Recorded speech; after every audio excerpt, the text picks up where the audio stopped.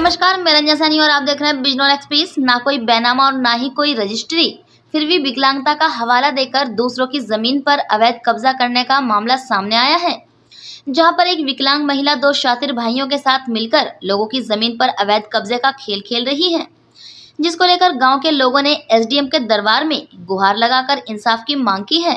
दरअसल तहसील नजीबाबाद के गाँव परमावाला में दो भाइयों के पास 500 गज जमीन थी, जिसमें विकलांग महिला को 100 गज जमीन दूसरे की जमीन से दान दे दी गई। जब इस बात का पता पड़ोसी को चला तो उसके पैरों तले जमीन खिसक गई।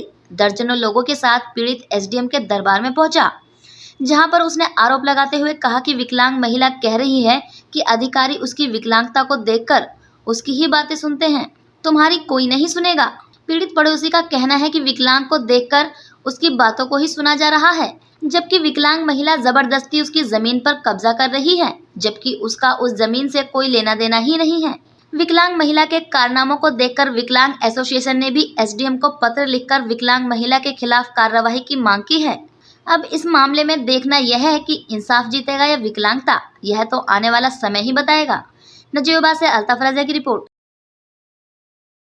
स्पाई क्लिनिक हड्डियों व नसों से संबंधित किसी भी बीमारी का पक्का इलाज। Doctor HK. पूर्व चिकित्सक, भारतीय सर्वश्रेष्ठ नौसेना अस्पताल, नई दिल्ली। पता स्टेशन चौराहा, चौधरी फर्नीचर के सामने, नजीबाबाद रोड, किरतपुर। जी, क्या नाम है आपका? जी, मेरा नाम मोहम्मद अनवर है। अनवर भाई, आप एसडीएम ऑफिस आए हो, क्या मामला है? मामला ये है साहब कि बहारुद्दीन और खुर्शीद दोनों भाई अपनी विकलांग बहन को आगे करके जो है ज़मीन पर ज़बरदस्ती कब्जा कराने की कोशिश में लगे हुए हैं और अपनी ज़मीन में से अपनी बहन को कुछ भी नहीं दिया। और बार बार मेरे को पकड़ता, मतलब वहाँ जाती है थाने में और मेरे बार बार फ़ोन करा के मेरे को बुलवाती है। कौन से गांव का मामला है? ये मोहम्मद अली टू परमा। आप लोग क्या चाहते हो? बस इंसाफ हो और ऊपर से और मेरी क्या है कि ज़मीन जब नापी गई तो मेरी ज़मीन जो है उसमें कम हुई, समझे, और मेरी ज़मीन पर अवैध कब्जा करके वो निर्माण कर रही। इससे पहले कहीं कोई शिकायत करी? शिकायत तो बहुत करी साहब, मैं तो बहुत परेशान हूँ। 8 महीने हो गए मेरा इसी उसमें। छोटे छोटे मेरे बच्चे हैं, मैं कमा के खाऊँगा कि नहीं खाऊँगा, मैं कहीं जाऊँगा या नहीं जाऊँगा। हर रोज़ मेरे को तीसरे दिन चौथे दिन मेरे को खाने बुला कर रख देती और ऊपर से धमकी दे रही है कि मैं विकलांग हूँ, मेरी सुनेंगे सब अधिकारी, तेरी कोई सुनेगा ही नहीं, कि मैं पे कोई भी केस बनवा कर डाल दूँगी,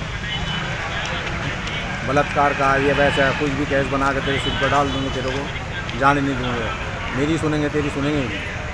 अब बताओ, मैं तो इंसाफ चाहता हूँ, मैं समझे। अगर ऐसा नहीं हुआ, इंसाफ नहीं हुआ तो मैं यहीं आके एसडीएम ऑफिस के सामने यहीं आके अपने आप को, अपने बच्चों को ला के खुदकुशी करूँगा।